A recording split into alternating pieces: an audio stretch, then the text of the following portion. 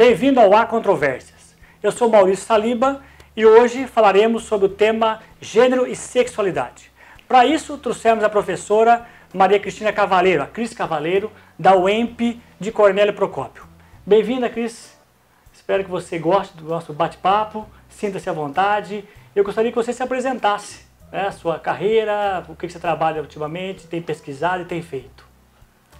Obrigada, Maurício, pelo convite. Eu trabalho no campus de Cornélio Procópio, no curso de Pedagogia, e sou formada em Educação Física e em Pedagogia, fiz o mestrado em Educação Física e o doutorado em Educação. Meu campo de pesquisa é Gênero e Sexualidade, trabalho com pesquisas neste campo, discutindo políticas públicas, práticas educativas, gênero, sexualidade, preconceitos, homofobia. Hoje eu tenho uma pesquisa que vai indagar sobre este preconceito em relação às sexualidades não normativas na universidade, em alguns cursos. Okay. Estou desenvolvendo essa pesquisa lá no campus de Cornélio Procópio. Entendi. Nunca se falou tanto em gênero e sexualidade. São coisas diferentes, mas nunca se discutiu tanto. Não é assunto que hoje está na mídia, está nas redes sociais, mas há muita discussão equivocada, né, Cris? Há uma questão equivocada, há preconceitos, há uma discussão equivocada. O que a gente pode falar sobre essa discussão e sobre esses equívocos que elas estão provocando? É importante essa questão que você traz, porque primeiro é importante falar. Sim. Né? Acho que um primeiro movimento para a gente desfazer essa confusão, e é uma confusão mesmo entre gênero e sexualidade, uma confusão deliberada. Certo. A primeira questão é que quando a gente fala de gênero e sexualidade, nós estamos falando de vidas, estamos falando da gente. Sim. Então é interessante porque é uma questão íntima e pública. Né? Então esse debate tem que ser cuidadoso, mas tem que ser feito, porque também diz respeito, quando é pública, porque diz respeito a direitos. Entendi. Acho que durante a nossa conversa aqui a gente vai entender um pouco melhor nisso. Né? Agora, particularmente nos últimos 4 anos, em especial nos últimos 2 anos, o debate tem sido acirrado por confusões intencionais. Ideológicas. Né? Puramente ideológicas, né? Se é que a gente pode chamar de puramente ideológicas. Sim. Essa confusão ela vai se intensificar a partir das bancadas políticas no Senado, no Congresso Nacional, nas câmaras legislativas, estados e municípios. Entendi. Por quê? Numa disputa acirrada de determinados grupos que querem extinguir a discussão de gênero e orientação sexual, especialmente nas escolas. Que para a gente é uma discussão muito cara, porque qual é o locus, o lugar do debate educativo? Também, não unicamente, mas também na escola. Entendi. Né?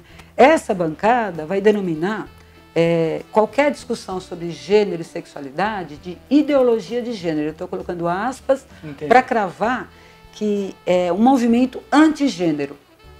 Então eles querem proibir, gênero virou o cavalo de Troia de destruição das famílias do mundo. Sim. Como né? se tivesse um plano arquitetado e que alguém, num determinado momento na nossa sociedade, olhou e falou, quero discutir gênero. Sim. Então ele procura desqualificar todo um campo de estudos formulados há anos e anos, tributário de movimentos sociais, científicos, né?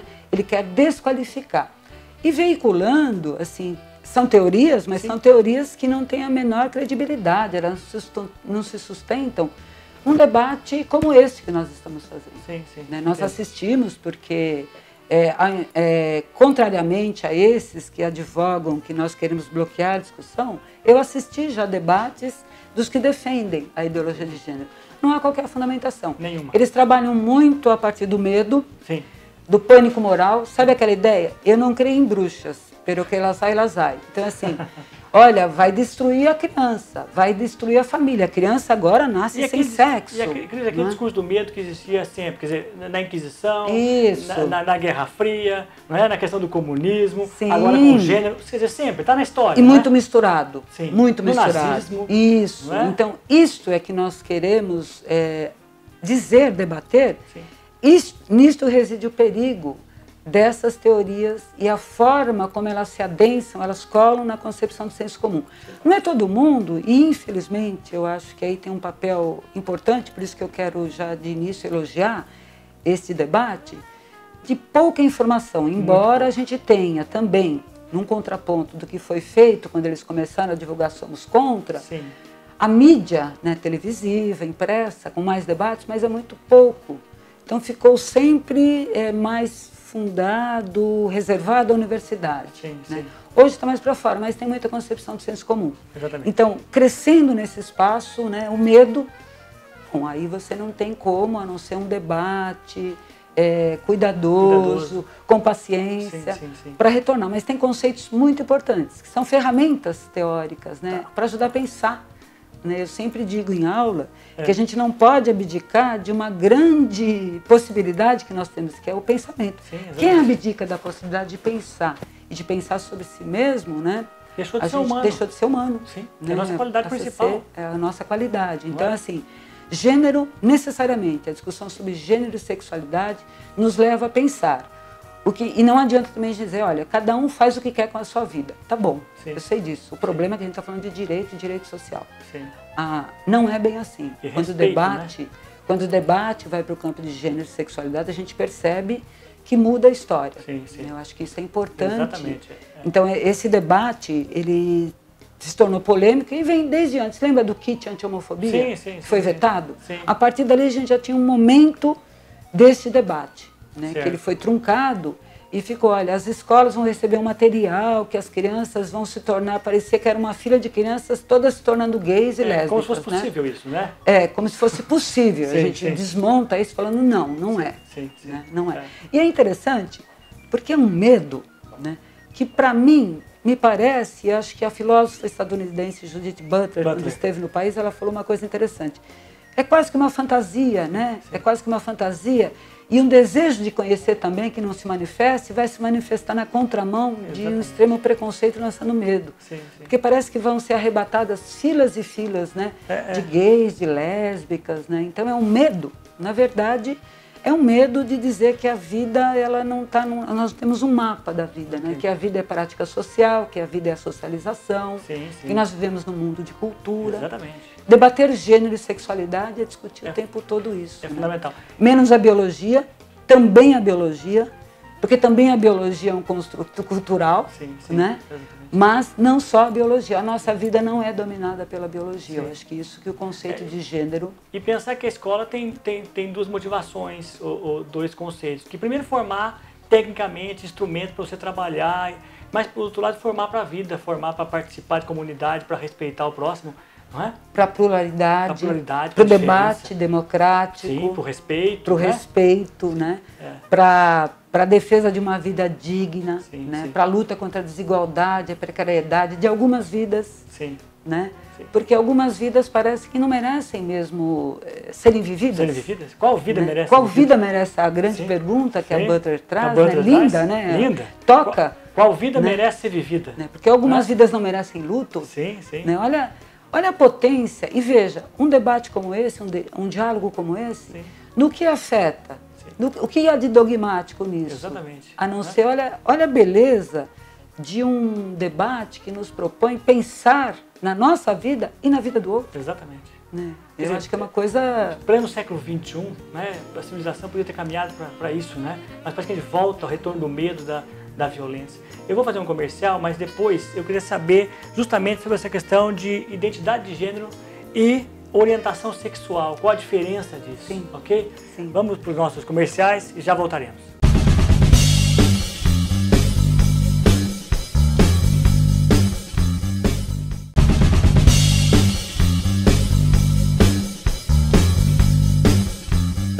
Estamos de volta com a controvérsia, falando sobre gênero e sexualidade.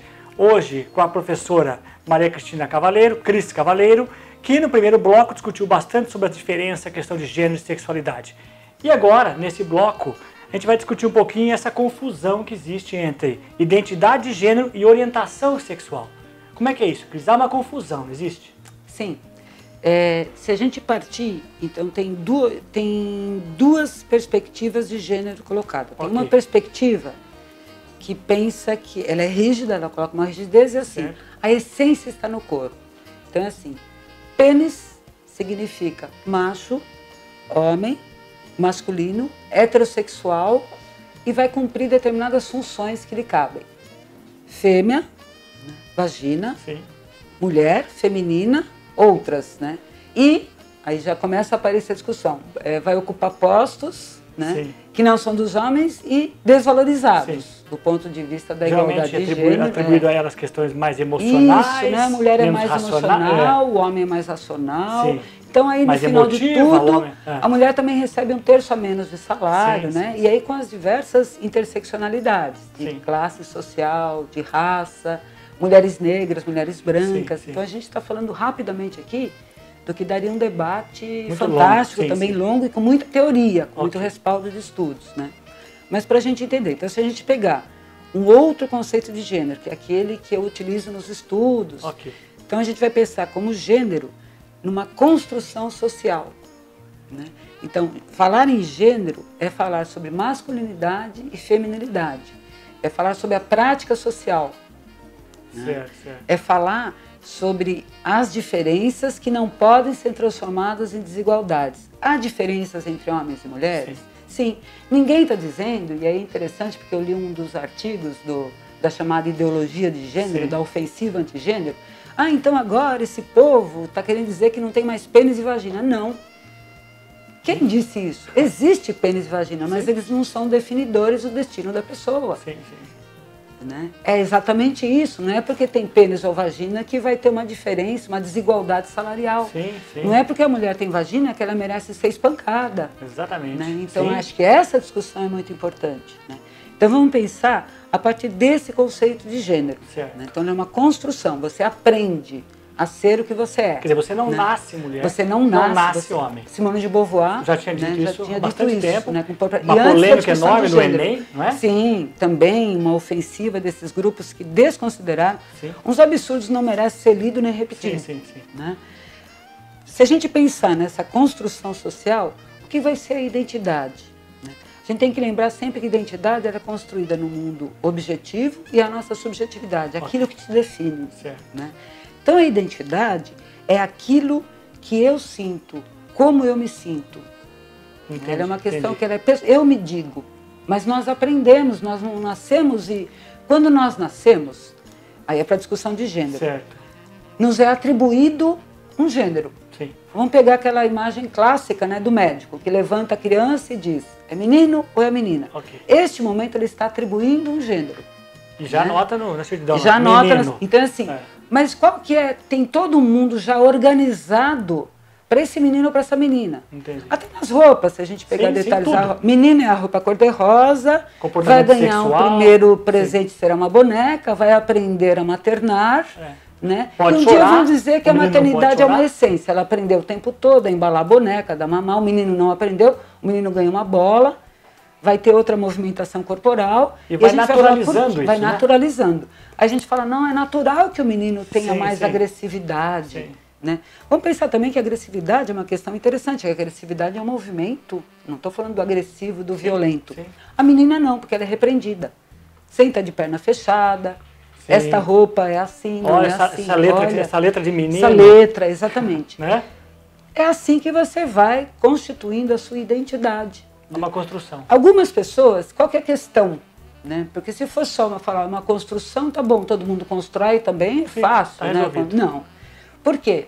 Algumas pessoas não se encaixam com essas expectativas, não querem, então eu vou voltar. É clássico na escola, né? Eu trago exemplos da escola pela minha experiência. Ótimo. Né? O menino cai, 5 anos de idade, cai e chora. O que a pessoa adulta ao lado dele chega e fala? Olha, fica quietinho. O menino não chora. O homem não chora. Este momento é de uma tremenda violência, é cruel com a sensibilidade deste menino. Ele vai aprender a não lidar com as suas emoções. Tem dor, chora. Né? O ser humano chora. Né? Mas aí isso vai se transformando em atributos que vão sendo reservados, separados em 2 caixinhas. A grande questão é quando as pessoas querem transgredir essas caixinhas, elas borram, não quero isso.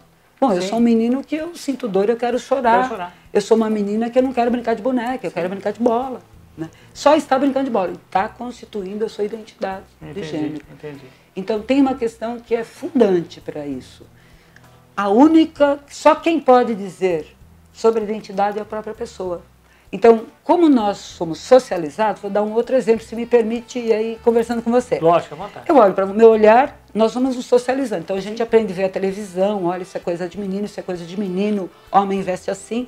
E a gente vai aprendendo a distinguir. Eu olho para você, Maurício, Sim. então eu falo, bom, Maurício é homem, né? Você me diz se é ou não. Porque eu não posso dizer Maurício é homem, Maurício tem um pênis. Porque pode ser que você não tenha e você se diga homem. Sim. E não tem problema nenhum. Um outro exemplo. Se a identidade de gênero estivesse ligada aos genitais, um homem que sofreu um acidente e tivesse que amputar os genitais, deixaria de ser homem? Sim. Não, ele continua se percebendo, se sentindo e se dizendo. Então, a pergunta, a indagação sobre identidade de gênero, eu posso dizer, é homem ou é mulher. Okay. Mas quem pode afirmar para mim, eu não tenho direito de discordar, é a pessoa. Entendi. Entendeu? Quer dizer, então, na verdade, o que a escola quer, ela não é destruir essas diferenças, não é? Não. Mas o que a escola deve fazer e precisa fazer é demonstrar que há diferenças que devem ser respeitadas. Sim, porque senão isso é uma construção. Sim. Quer dizer, porque, na verdade, assim, há muitos alunos, muitas crianças se sentindo culpadas por sentir coisas que no seu gênero não são permitidas. Sim. Não é Aí isso? é outra questão que a gente vai discutir, pensar na questão da orientação sexual. Sim. Né? Então, em termos de identidade de gênero, nós temos essa condição, né, para essa construção. Okay. Você vai escolhendo, então o menino escolhe se vestir desse jeito, daquele. E sabendo, eu acho interessante esse medo, né, porque a pressão maior é para uma masculinidade que seja violenta, agressiva, sim, que não respeite. Depois a gente não entende porque que o Brasil é campeão em violência contra a mulher. Exatamente. Se a escola não puder pegar o menino, educar o menino e a menina, para que ambos não sejam violentos, sim. E aí tem que educar muito mais o menino, porque a gente tem que concordar que os índices de violência contra a mulher são infinitamente maiores do que contra homens. Sim. Qual que é o papel da escola? Exatamente. Como você disse, né, trabalhar com conhecimento científico. Sim. E com o conhecimento científico no contexto do que se vive. Existe aquela ideia, né, de você pensar, bom, então a menina é mais emotiva, o homem é mais racional, então certos cargos não devem ser atribuídos a meninas, certos cargos são para homens, Sim. não é para mulher. Quer dizer, tudo isso é um peso cultural, um peso, uma violência simbólica. Uma violência simbólica. Que se dá justamente por conta dessa construção. E essa violência simbólica, Maurício, nós sabemos, é lógico que nenhuma violência, né, ela deve ser combatida. Sim. Mas a violência simbólica, ela é muito difícil de ser percebida. Ela é invisível. Ela é invisível. Então é aquele, olha, senta direito.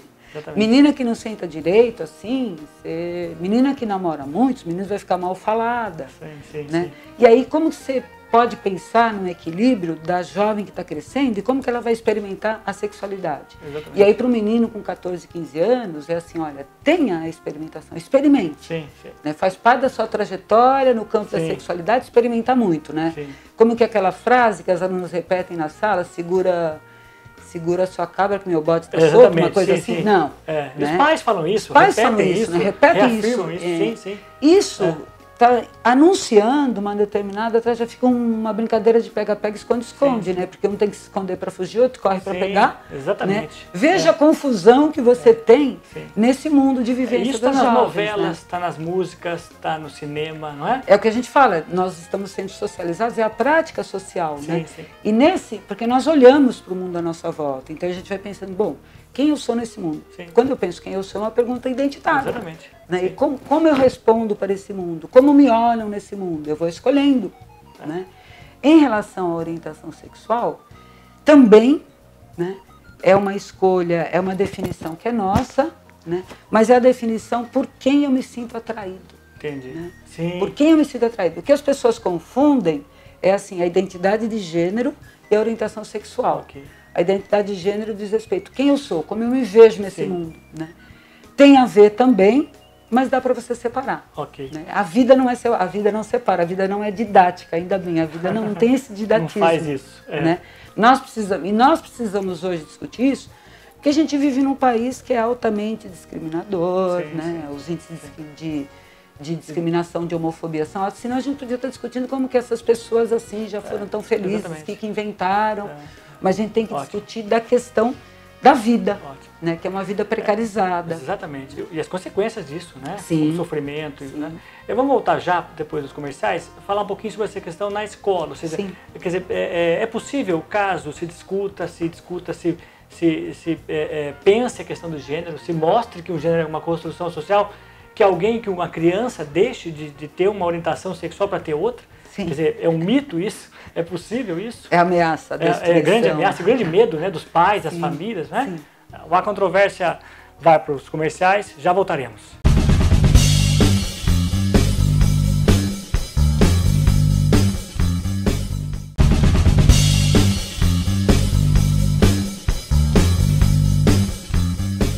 Estamos de volta com o Há Controvérsias, hoje recebendo a professora Maria Cristina Cavaleiro, a Cris Cavaleiro, da UEMP, de Cornélio Procópio, e estamos discutindo sobre a questão de gênero e sexualidade. E restou uma questão importante para ser discutida agora, Cris, que é justamente a ideia, o medo que se tem sobre a discussão desse tema na escola. Não é? A ideia de que vai se criar um banheiro onde os dois gêneros podem frequentar, e que isso vai virar uma baderna, e que é possível meninos que ainda não têm muito bem definido sua sexualidade, né, de repente optar por sexualidades diferentes do que os pais esperam. É possível alguém mudar a sexualidade de alguém, comportamento sexual, por conta de um discurso, ou por conta de aula, ou até TV, ou influência da TV? Olha, Maurício, eu vou começar por essa sua última colocação da TV. Se fosse isto, se a gente conseguir, e a gente já fez num grupo de estudos isso, de acompanhar um dia inteiro na televisão, para somar o tempo de horas que aparecem pares heterossexuais e pares heterossexuais em situação de namoro, de relacionamento mais íntimo, era assim, infinitamente maior do que a televisão mostra, e hoje mostra menos, mas sempre mostrou de uma forma jocosa, né, aqueles que não têm as sexualidades normativas, a heterossexualidade, né? Então, assim, se fosse isso, a gente dizer, então não existe possibilidade. Né? Como a gente discutiu no bloco anterior, que a sexualidade é uma composição, né? O que a gente discutiu aqui é uma parte, mas é uma composição que é impossível a gente dizer. A gente tem uma ideia nos estudos da psicologia, em que momento. Tem a ver com condição hormonal, mas a gente tem que pensar que o hormônio não funciona numa ilha, o hormônio funciona numa sociedade, que eu posso ter hormônio, mas e aí?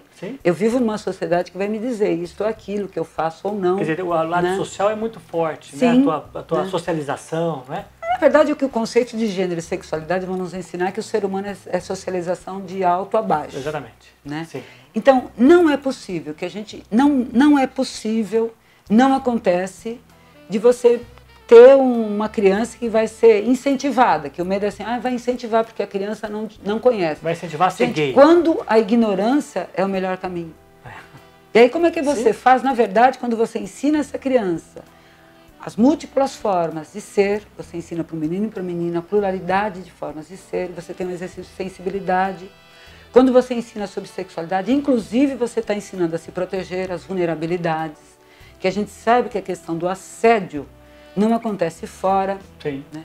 É no lar, né? E que a criança, adolescente, demora muito para falar, então você ensina, não que isso vai ser, acho que tem outros recursos, você tem que educar os pais, as mães também para isso, né? Mas então tudo isso para derrubar, que não é verdade, essa ideia de incentivar, né? O que incentiva é a ignorância, né? O que vulnerabiliza é a ignorância. Não é porque nós estamos discutindo essa questão aqui hoje que eu vou sair daqui quando abrir aquela porta e a gente mudou. Não, acabou e a gente vai lá na esquina e vai recrutar.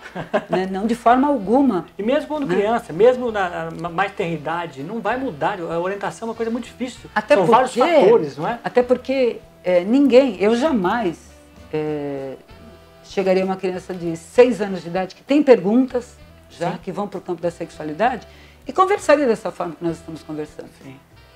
Ninguém que trata dessas questões, por isso que nós temos um campo de estudo organizado, científico, que diz, você responde a pergunta que a criança está te fazendo, e ela traz perguntas que você não pode não responder. E a gente sabe que as famílias aqui em casa têm dificuldade para responder. Muita dificuldade. Então é o papel da escola. Então a escola não vai dizer para a criança, você vai ser isto ou aquilo. E a escola não diz isso em condição alguma, para nada. Não diz você vai estudar matemática, você vai ser matemático, não vai dizer. Você vai ser isto ou aquilo. Existe isso e existe aquilo. Isto é possibilidade.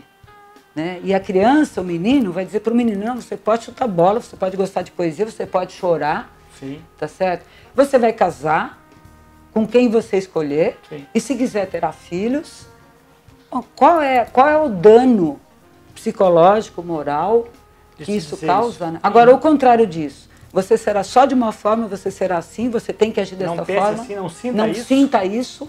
Né? Porque a gente sabe que o componente da sexualidade tem muita fantasia. Sim, lógico. Fantasia. E nós somos donos da nossa fantasia. E que ótimo que sejamos. Né? Agora, a forma de realizá-las está colocada socialmente. Exatamente. Então você tem que aprender. Você pode sentir, e você sente e passa. Sim. Né? Sim. Passa e passou. Não tem problema nenhum, eu escolhi isto. Né? Então a sexualidade, inclusive do ponto de vista da orientação sexual, é ruim a gente falar dessas classificações, porque fica tudo caixinha, mas as conhecidas, não é assim, mas as conhecidas, né? E há outras formas. A homossexualidade, pela ordem, né? Heterossexualidade, homossexualidade, bissexualidade, tem a assexualidade, que é aqueles que não têm interesse, desejo que é muito afetivo. Raro, também. Tem o pansexual, que se interessa por toda a pessoa e não tem, pansexual assim, não se define numa dessas caixinhas só e nem tem interesse afetivo sexual por um determinado, olha, tem que ser homem ou mulher. Pansexual, o pan. Tá. Né? Que a gente ouve falar menos, também raro, parece. Sim. O mais se ouve falar é do hétero e do homossexual, né? Eu acho que é cuidadoso sempre, porque toda vez que aparece uma caixinha, a tendência é criar tipologias. Né? Então, o homossexual é assim. O tipo ideal do rapper. Isso. Eu acho cuidadoso isso, mas a partir do momento que a gente vive numa sociedade que é homofóbica, e a homofobia, ao contrário do que as pessoas pensam, não é o medo, a aversão e a violência contra homossexuais. É contra qualquer pessoa, homossexual ou não, que desvie desses padrões tidos como normativos, que, os padrões normativos de gênero. Eu acho que é um tipo de racismo. Sim. Porque quando eu acho que o meu modelo de comportamento, meu jeito de ser é o ideal e perfeito, vale. Eu acho que a minha não é uma raça. O outro que é uma ameaça. O outro é uma ameaça diferente. Nietzsche, nos seus escritos, deixou bem claro que talvez a pior desgraça da humanidade fosse a culpa. Né? Quer dizer, então, na verdade, não lidar com isso é fazer com que uma criança carregue uma culpa pro resto da vida. Culpa de coisas que ele não tem, como o comportamento, como é a escolha da sua orientação sexual, não é? Porque desse ponto de vista, essa discussão é sempre também cuidadosa, né? Ela é uma escolha, não assim, como se a gente abrisse o armário, né? E falar, hoje eu vou colocar essa roupa. Mas ela é uma escolha porque é uma composição. Inclusive que ela pode mudar. Né? Hoje você deseja isso, amanhã você não deseja. Você tem um padrão que é um equilíbrio nas relações.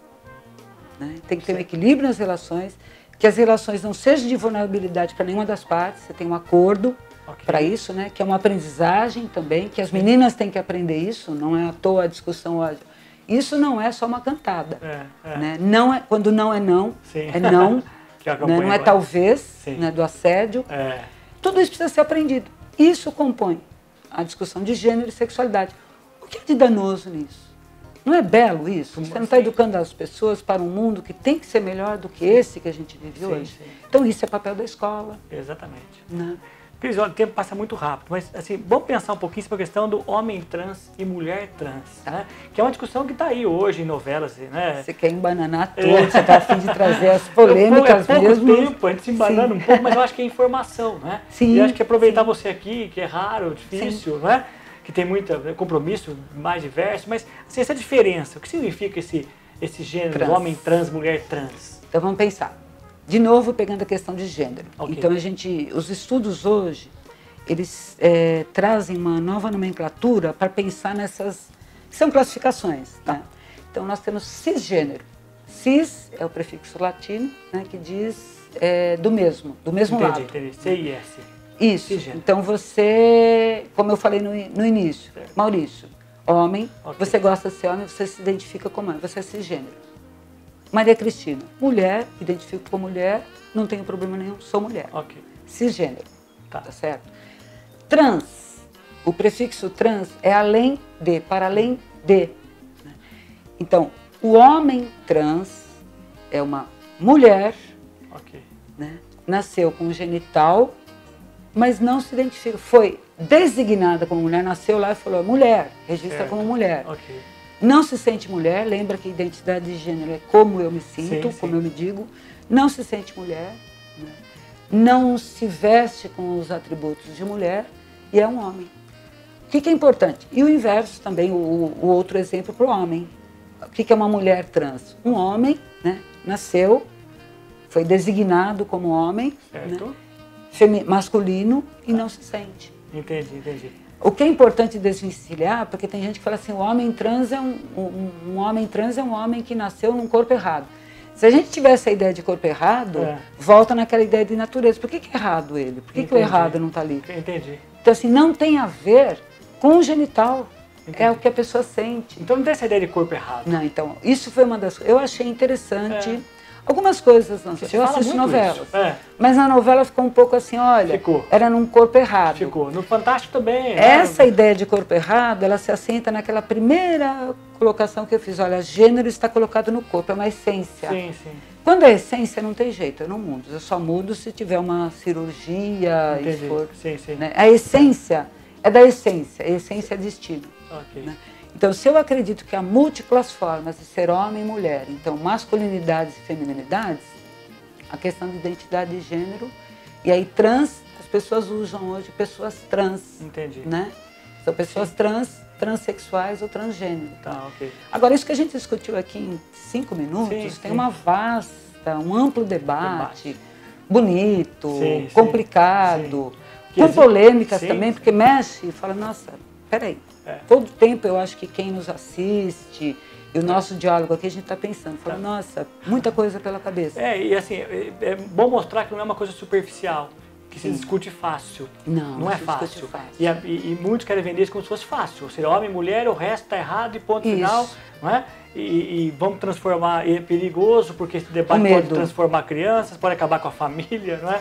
Como se houvesse um planejamento para isso, como se de repente gays quisesse acabar com a família, né? Nossa, é o cavalo de Troia, acabavam de invadir o mundo. Isso é coisa jogar com o medo. É jogar com medo, é jogar com caos amedrontador, que só faz crescer a desigualdade, a violência, nos desvia das questões estruturais de desigualdade de gênero, de sexualidade, de raça, econômica, de classe social, de classe. Né? Que hoje elas estão batendo, hoje mais, mas sempre estiveram batendo a porta do nosso país. E se discute coisas periféricas. Isso, não é? Aí você lança. Mas são questões que, infelizmente, elas batem, porque imagine uma mãe, batem fácil no senso comum, que é o nosso cotidiano. Olha, seu filho, se você perguntar para a mãe, seu filho, para a maioria, olha, seu filho é homossexual, não há tranquilidade, porque, primeira coisa, sabe que vive num país homofóbico. Exatamente. Então eu respeito o medo dessa mãe, o temor dessa mãe. Ela tem que conversar, ela tem que ter espaços de diálogos.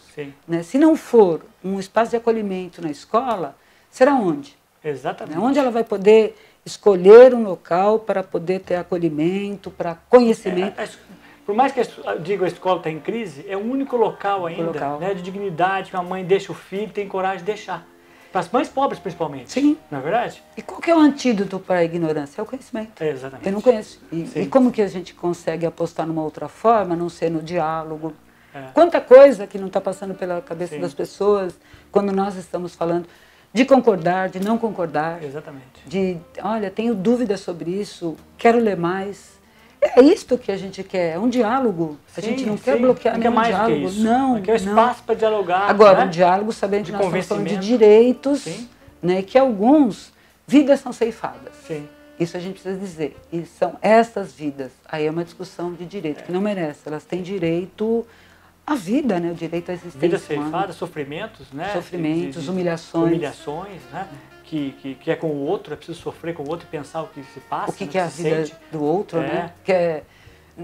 Senão a gente esvazia esse discurso da solidariedade. E que vida vale a pena ser vivida. Às vezes eu não posso exercer minha sexualidade, que é um ponto importante da nossa vida, não é? Vale a pena ser vivida? Para quantas pessoas levaram historicamente uma vida que não valeu a pena ser vivida? Quantas, né? Quantos jovens em situação de sofrimento? Nós não temos ainda no Brasil divulgado taxas de suicídio. Mas nós temos na Europa e sabemos que são...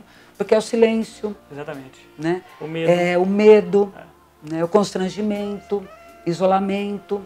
Então é uma condição que nós precisamos olhar. É uma tarefa urgente do nosso tempo. Bom, Cris, infelizmente nosso tempo está acabando. É um prazer tê-la aqui. Sei que deixou vários compromissos. Você tem vários compromissos.